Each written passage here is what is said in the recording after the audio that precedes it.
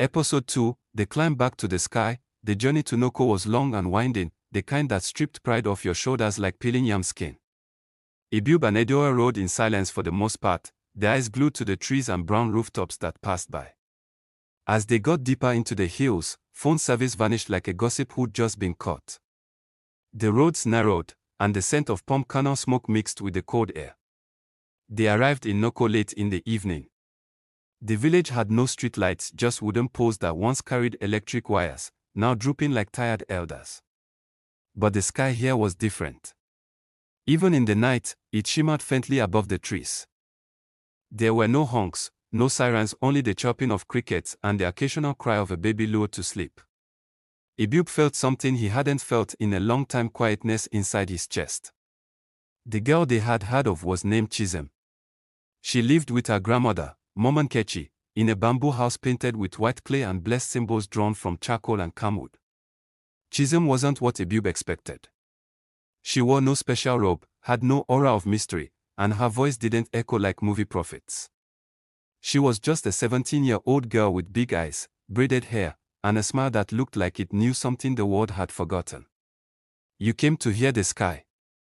she asked as they sat under the Udola tree behind her house. Ebube nodded. "Yes.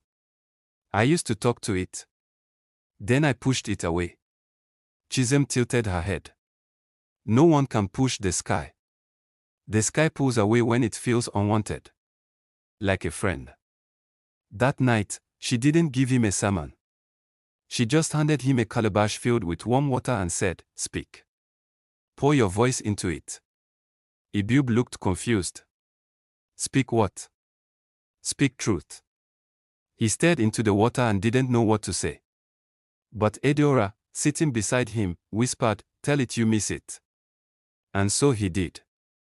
Tears slipped quietly down his cheek as he began to pour out not just apologies but confessions about his pride, his hunger to be seen, his mistake of replacing mystery with fame. He wept not as an influencer, but as a boy who once dreamed of touching stars. Chisom said nothing. The sky needed no translator. As dawn broke, something strange happened.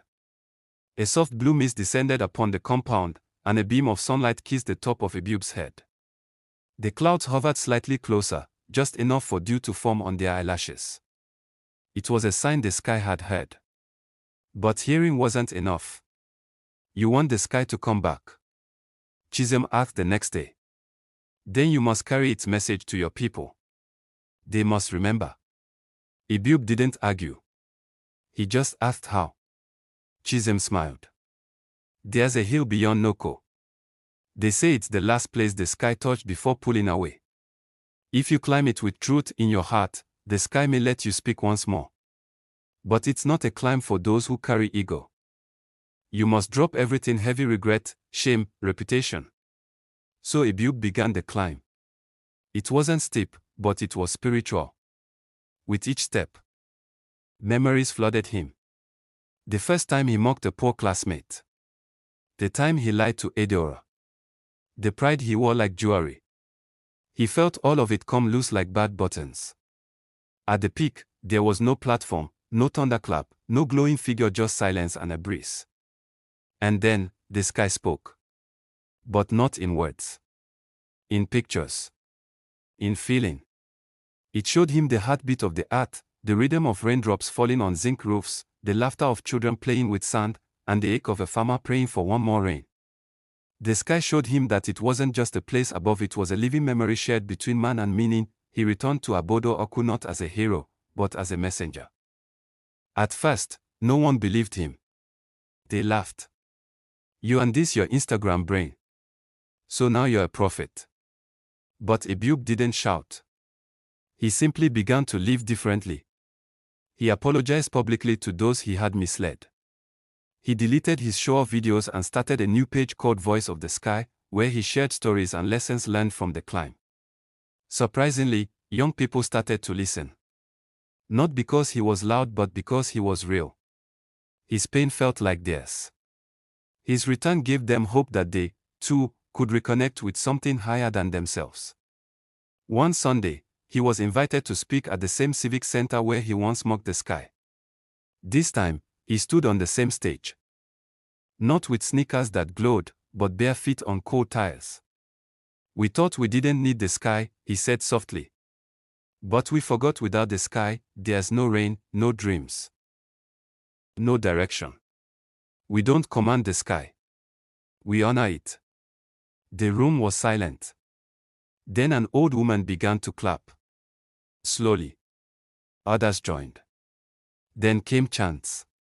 People knelt, some cried. A cloud passed through the window and kissed the baby's forehead. And then it began to rain. Soft, tender rain like a long-lost mother hugging her child. It soaked the crowd, but no one ran. They lifted their hands. The elders danced. The children laughed and pointed.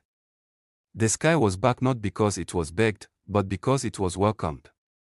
In the weeks that followed, the city changed. People began to leave spaces on their rooftops as sky sit areas for quiet prayer or meditation. The mayor repainted the billboard "The sky is our friend, not our servant." The churches stopped shouting at the heavens and started listening. Young people began writing poems again, songs filled with meaning, not just noise. Ebube returned to Nnoko often. Not for power, but to remember. He would sit under the Udola tree and listen to Chisom sing.